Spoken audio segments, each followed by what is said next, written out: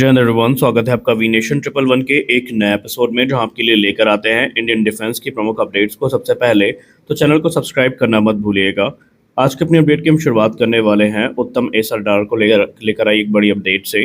दरअसल भारत की indigenous fighter jet capabilities को एनहांस करने के लिए जितना ज़रूरी हमारे लिए फाइटर जेट इंजन मिसाइल्स होती हैं, उससे भी ज़्यादा इंपॉर्टेंट हमारे लिए उत्तम active electronically scan array radar यानी एसा रडार होने वाला है। अब इसको लेकर विवाद बहुत सारे हैं कि ये हमें कब से देखने को मिलेगा। कुछ रिपोर्ट बताती हैं कि 41वें तेजस मार्क 1 से देखने को मिलने वाला है, तो कुछ रिपोर्ट ये कंफर्म करती हैं कि जो 97 जेट्स का सेकेंड बैच होगा शायद उसमें ही हमें यह देखने को मिले। लेकिन जो भी हो, इस समय इंडियन एयरफोर्स और HAL दोनों मिल करके जो एडवांस उत्तम एसा रडार है इसको तेजस मार्क 1 में इंटीग्रेट करने की तैयारी कर रही है, और ऑलरेडी जो प्रोक्योरमेंट है वो इस समय चल रहा है HAL के तरफ से। और ये डेवलपमेंट ऐसे समय पर आया है जब भारत ने स्पष्ट कर दिया है कि आत्मनिर्भर भारत इनिशिएटिव के अंतर्गत वो सारे कदम उठाए जाएंगे जो कि हमें सेल्फ रिलायंस की तरफ लेके चलेंगे डिफेंस टेक्नोलॉजी में। और सोर्सेज ये भी इंडिकेट करते हैं कि जो रडार प्रोडक्शन है इसको भी स्प्लिट करने के बारे में विचार किया जा रहा है। जी हाँ, रडार प्रोडक्शन को L1 यानी कि जो लोवेस्ट बिडर है और L2 जो सेकंड लोवेस्ट बिडर है, इन वेंडर्स के बीच में जो स्प्लिट है वो किए जाने की बात की जा रही है, ताकि जो टाइमली डिलीवरीज हैं इनको इंश्योर किया जा सके। और अभी फ़िलहाल तो जो फाइनल डिसीजन है ये HAL के ऊपर निर्भर करेगा कि पूरा का पूरा वाक़या कैसे होना है। लेकिन अगर हम बात करें उत्तम एसा रडार की, तो इसको defence research and development organisation की तरफ से विकसित किया गया है,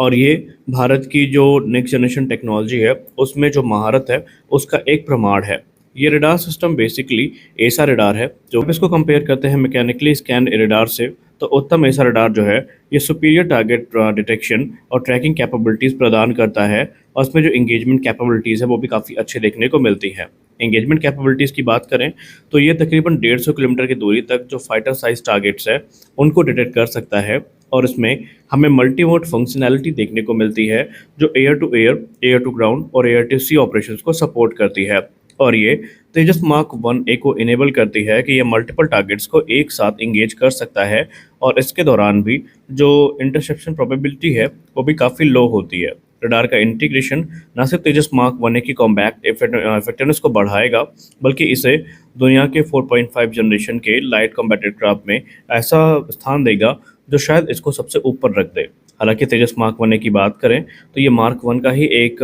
एडवांस वेरिएंट है जहां पर 43 से ज़्यादा इंप्रूवमेंट्स करी गई हैं, और इसमें हमें 60% से ज़्यादा इंडिजिनस कंटेंट देखने को मिलता है। और इसमें उत्तम एसा रडार हो गया, इलेक्ट्रॉनिक वॉरफेयर स्वीट हो गया, एडवांस कॉकपिट डिस्प्ले सिस्टम हो गए, और भी कई पार्ट्स हैं जो इंडिजनाइज हो चुके हैं। अब पहले ही 2021 में हमने 83 तेजस मार्क 1A का ऑर्डर प्लेस किया था जो कि 48,000 करोड़ रुपए की डील थी, और इनमें से जो पहला एयरक्राफ्ट है ये सितंबर में हैंडओवर किया जाना है एक सेरेमनी में, जहां पर MiG-21 को विदा बोलकर तेजस का इंडक्शन किया जाएगा। वहीं एडिशनल 97 जेट्स की खरीद की प्रक्रिया ऑलरेडी शुरू हो चुकी है, जो कि बहुत जल्दी यहाँ पर साइन भी कर ली जाएगी डील। तो यहाँ पर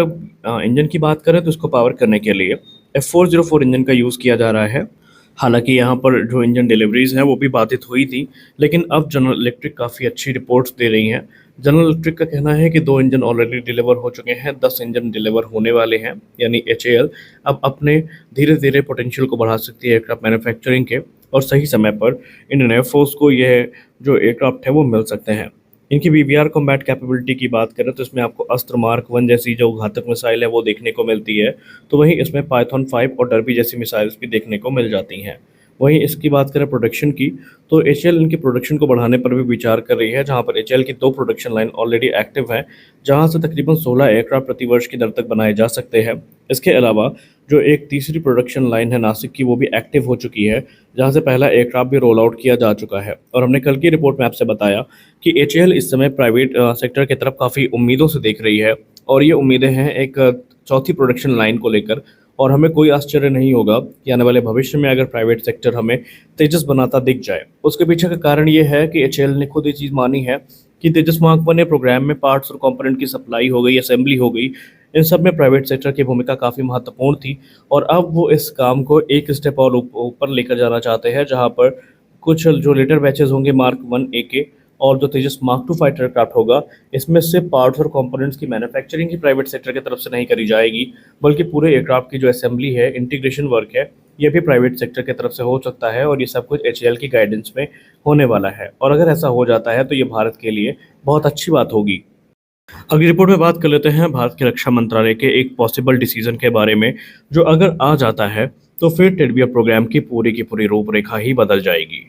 twin engine Digvijay fighter programme को लेकर हम सब ये जानते हैं कि भारतीय नौसेना इस पर काम कर रही है आडा के साथ मिलकर के, और हम ये भी जानते हैं कि ये प्रोग्राम ज़रूरत से ज़्यादा लंबा खिंचता जा रहा है और इसका विरोध भारतीय नौसेना के अधिकारियों ने ऑलरेडी दर्ज करवाया है कि हम इस प्रोग्राम को गंभीरता के साथ ले ही नहीं रहे हैं। लेकिन इसमें एक बड़ा ट्विस्ट आया है। अगर हम मीडिया रिपोर्ट्स की बात माने तो भारत का रक्षा मंत्रालय इस समय भारतीय वायुसेना को इस प्रोग्राम में इनवाइट करने पर विचार कर रहा है। अब यहाँ पर इसके पीछे के कई कारण हैं। मिनिस्टर ऑफ डिफेंस फिलहाल एक ब्रॉडर जो पार्टिसिपेशन है इसको एक्सप्लोर कर रहा है, और ये पार्टिसिपेशन है इंडियन एयरफोर्स की तरफ से, ताकि जो फाइनेंशियल और ऑपरेशनल चैलेंजेस हैं उनको टैकल किया जा सके। क्योंकि रिपोर्ट बताती है कि मिनिस्टर ऑफ डिफेंस के ऐसा करने के पीछे की वजह ये है कि क्योंकि अब नौसेना के लिए तो 26 टन वजनी ये फाइटर जेट बनाया ही जा रहा है। अगर भारतीय वायुसेना इसको ज्वाइन कर लेती है तो फिर ये भारत के लिए काफ़ी हितकर होगा। क्योंकि इसके पीछे का जो कारण सबसे बड़ा बताया गया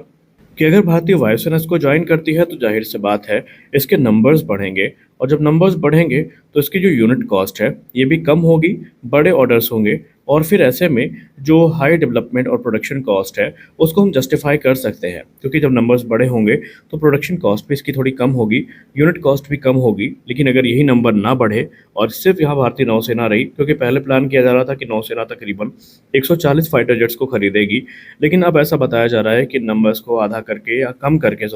80 तक पहुँचा दिया गया है। और इसका मतलब ये है कि रक्षा मामले के जानकार लोग ये मानते हैं कि अगर भारतीय नौसेना अकेले इस प्रोग्राम में आगे बढ़ती है तो फिर भारत के सामने समस्या ये होगी कि हम हाई डेवलपमेंट प्रोडक्शन कॉस्ट कैसे जस्टिफाई करेंगे टेडबीएफ को लेकर के। अब यहीं पर यहाँ मिनिस्टर ऑफ डिफेंस इसीलिए चाहती है कि भारतीय वायुसेना भी एक बार इस फाइटर जेट को देखे और इस पर विचार अवश्य करे। खैर ये पहली बार नहीं है जब भारतीय वायुसेना से जोड़कर